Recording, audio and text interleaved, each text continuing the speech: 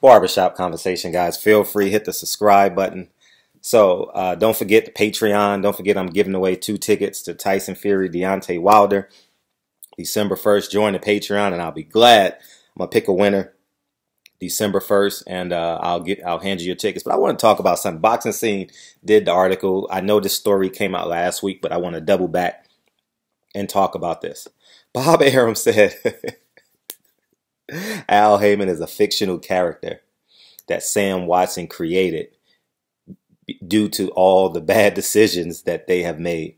Now I want to break this down and let's just have some fun with this. You know, Bob Arum, he pretends that he doesn't know what he's doing. He, like I said, he uses that the white Jewish lawyer, New York lawyer's mentality to kind of bully and take control of the narrative and or control how the media dictates his message, right?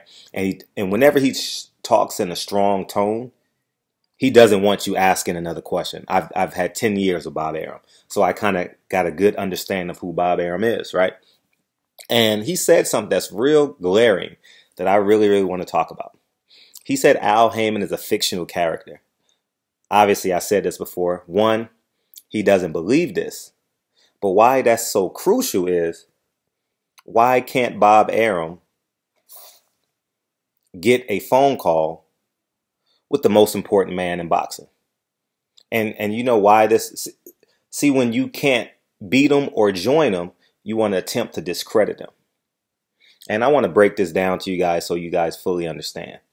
Bob Arum's, Al Haymon's ideas, how he wanted to create this mode of boxing, which will benefit all the boxers and everyone else in play.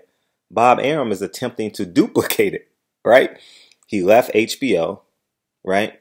He tried to create his own network. Remember, Manny Pacquiao, Jesse Vargas was on their own pay-per-view network. I believe Terrence Crawford Postol was on their own network. But they realized how challenging it was, and they couldn't succeed at it because they didn't have the funds and or resources to do it. So what he did, he went to a new network, quote unquote new network, right? All they had was Friday night fights, but we all know Al Haymon revitalized ESPN network with the most notable fight I believe they had on ESPN was Abner Mares and Leo Santa Cruz won. That was sometime in August in 2016, I believe, right? And that did great numbers. That's the highest rated ESPN boxing match to date, if I'm not mistaken. So he attempted to duplicate what Al Haymon did. And more importantly, what I believe he tried to do is he tried to, in addition to get the network, he and Todd LaBeouf, one, tried to reach out to Al Haymon, right? Two, try and take their fighters as well. See, there's something to be said about a man with character, dignity, valor, and integrity. We all know the dealings of Bob Arum and what he's done in the past, and see, there's something, and Eddie Hearn falls in line with this as well. You try and duplicate the system, but you don't have the soul of the system. You understand what I'm saying? We all know the history of Bob Arum and we only go with most recently. We'll go from Floyd Mayweather, Oscar De La Hoya, Mikey Garcia, Miguel Cotto. The list goes on and on and on and on, right? And now most currently, Manny Pacquiao. When they wake up and realize how bad of business deals that they're doing with Bob Arum, they wake up and they leave, right? And Bob Arum is trying to do his best job in duplicating what Al Haymon is accomplishing with Showtime and Fox. He's trying to do it over there at ESPN, but when in actuality, he doesn't have enough horses to fill up each lane. He only has 2 horses over there, right, with no opponents. So he done reached out to all the fighters at PBC and all across the world from other fighters, but they won't leave, and it is killing him to death that he can't duplicate a system when he's been in the game for 50 years. He can't understand and or grasp that a young man can come in with arguably as good and or great credentials outside of boxing, can do what he's doing at a greater seal, at a greater standard, with a higher ceiling. Well, let's just say this, with no ceiling.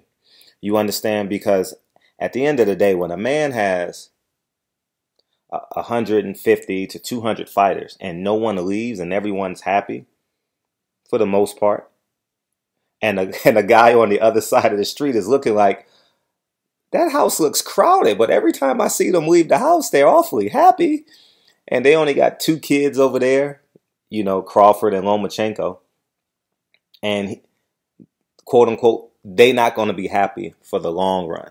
They're going to wake up one day with no opponents. They're going to wake up one day and realize, why is an extra 15% shaved off of my check?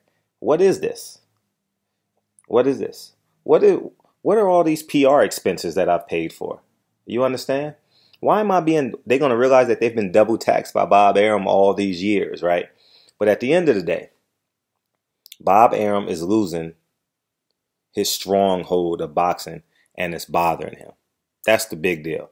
And I just want to drive this point home. Bob Arum is losing his stronghold on boxing. There was a day and age when Bob Arum probably had to carry 3 batteries in his cell phone because his phone kept on ringing off the hook where people wanted to align themselves with Bob Arum, right? But now that day is past him. Father Time, at the end of the day, Father Time never loses. And as these fighters get older and wiser, their common sense begins to engage themselves with their daily reactions, with their daily intellect and how they respond. And everyone knows that if Floyd Mayweather leaves, Oscar De La Hoya leaves, Manny Pacquiao leaves, and you're hitting and Mikey Garcia, those are 4 true. Well, let's just stick with Floyd Mayweather, Oscar De La Hoya, Manny Pacquiao. Those are 3 different demographics that are hitting that left. So it's not just a black thing. It's not a Mexican thing. It's a white thing. It's a money and a dignity thing that everyone must fully grasp and understand. Where people loyalties lie is where they can be trusted and where they can offer their trust and it's valued, right? Where people hold their trust with 2 hands. You understand what I'm saying? And that's what you want at the end of the day. So I'll say this.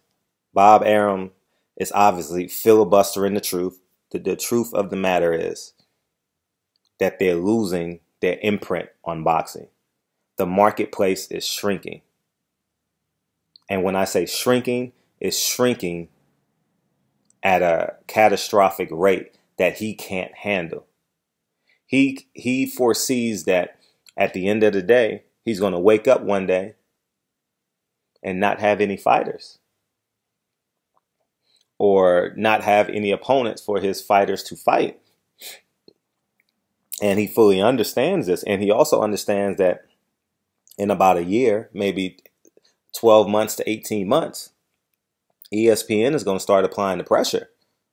Like, who is Terrence Crawford going to fight now?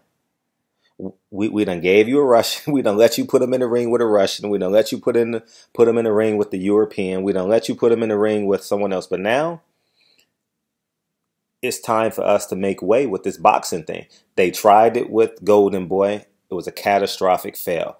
When Soto Karass is your main event, you failed. Okay? They thought it was a great idea. And all of this is an attempt revised version of what Al Haymon is a trendsetter. Okay, at the end of the day, what he's doing over at Showtime, what he's doing over at Fox is amazing for these fighters. I mean, I would assume that these fighters can't wait to fight now with all these dates, between, I don't know what it is, 25, 32 dates. I'm uncertain of how many true dates that it actually is. But all of these are prime time networks and prime time slots. What Golden Boy did to ESPN was a monstrosity. It was terrible. It was pitiful. Now, you also got to say this. Because of the genius of Al Haymon, he's put HBO in such a bind after 45 years that they had to close their doors. 2, Golden Boy is basically a regional player in boxing. You know, they don't go past Arizona. You understand what I'm saying? Jojo Diaz went from fighting uh, in a sold-out arena in D.C., where I was May 19th against Gary Russell for the WBC championship, to fighting in a club with 500 people at Avalon or Belasco here in Los Angeles. So he went from fighting in front of 3 or 4, 5, 6,000 people in a sold-out arena at the MGM Grand in Maryland to fighting at a club in Los Angeles. So that goes to show you the value of Al Haymon, which Oscar tried to deny, and now we hear it out of Bob Arum. Al Haymon is some fictional character. Al Haymon is basically running you out of town in the right way, in a business kind of way. In a quote unquote, in a dignified manner. You won't hear him doing interviews. You won't hear him speaking bad about someone. He's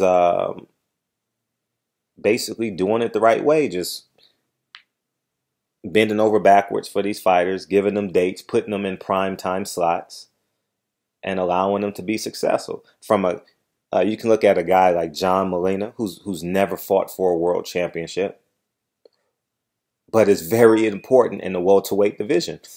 Imagine that, right? Right? Outside of Mickey Bay, I'm not sure if Mickey Bay was a champion. Did he take Mickey Bay, or Mickey Bay was the number one, or he had a belt? But outside of Mickey Bay, he's never fought for a world championship, but has value in the market. And you from that range, you look at a gentleman like Deontay Wilder, who is the baddest man on the planet. You understand what I'm saying? John Molina makes great money, owns his own home, and says he would be nothing without Al Haymon. If he was on Golden Boy, he would be fighting at Belasco for $5,000 a fight, $3,000 a fight. Think about it for a second. So at the end of the day, Bob Arum said all that to say, he was basically saying, and I say this as humbly as possible because you got to respect Bob Arum's 50 years in boxing, but he was basically saying, Al Haymon, I cannot believe what you're doing and how you're pushing me out of this boxing game. And it's just simply amazing that I am losing my stronghold on boxing. That's basically what that comment is saying. He wants the media to run this story, and people don't rebuttal it. Whenever Bob Arum raises his voice, when he turns into that New York lawyer, as I call it, he doesn't want you to ask him another question. And I know this. I've interviewed Bob Arum for the past 10 years. So I fully understand his energies when he's speaking, as I told you guys in the video before. I have a great understanding of who Bob Arum is. You understand? Whenever we needed a story in the newspaper, Floyd Mayweather, Manny Pacquiao. All I had to write about was Floyd Mayweather, Manny Pacquiao, get a soundbite. I would call Bob Arum, get a soundbite from Bob Arum. And then, you know what I mean? Call Floyd Mayweather's people, get a soundbite from them. And we have a story. So at the end of the day, Bob Arum is frustrated that he's not as important as he used to be. He's losing his market share, and it's shrinking. He sees the future for Terrence Crawford isn't bright. They have no upward mobility at the end of the day. So we just got to sit back and let things unfold. And in about 18 months, in 12 months to 18 months, you're going to see a lot of pressure over the next 12 months. After 12 months, ESPN putting a lot of pressure on Top Rank to make these fights. And they're going to need them. They're going to absolutely need fight slots to build, because Golden Boy came in with the same mindset. Hey, we going to put on these great cards, and next thing you know, we got Soto Carras on the main event. We got Gabe Rosado versus Glenn Tapia as a main event. You know? And they're competing with they're competing with Abner Mares and Abner Mares and Leo Santa Cruz. You can't compete with that. All right, it's not even a close comparison. You understand? So at the end of the day, Bob Arum. If you can't beat them, join them. But since you can't join them, you're going to attempt to berate them and ignore their existence. Not going to work. I understand what you're trying to do. So anyways, man, barbershop conversations, man. Feel free, hit the subscribe button. As I always say, you got to respect greatness. Like as I told you when I was a kid, when they said Wayne Gretzky was the greatest hockey player in the game, I didn't understand hockey. I didn't even know what icing was until I started watching Wayne Gretzky and Mark Messier. So I watched them. They said Kobe Bryant was great. So I used to spend my young adult days watching Kobe Bryant on KCAL. They said Floyd Mayweather was great. Roy Jones was great. So I spent my Saturday night studying and watching greatness. Now, as we get over to the business side, they say Al Haymon's great. So you just gotta humble yourself and learn. You understand what I'm saying? You can't dispute greatness. On no continent on this earth can you dispute greatness. All right? So barbershop conversations, man. Feel free to hit the subscribe button. And talk to you guys soon. Peace.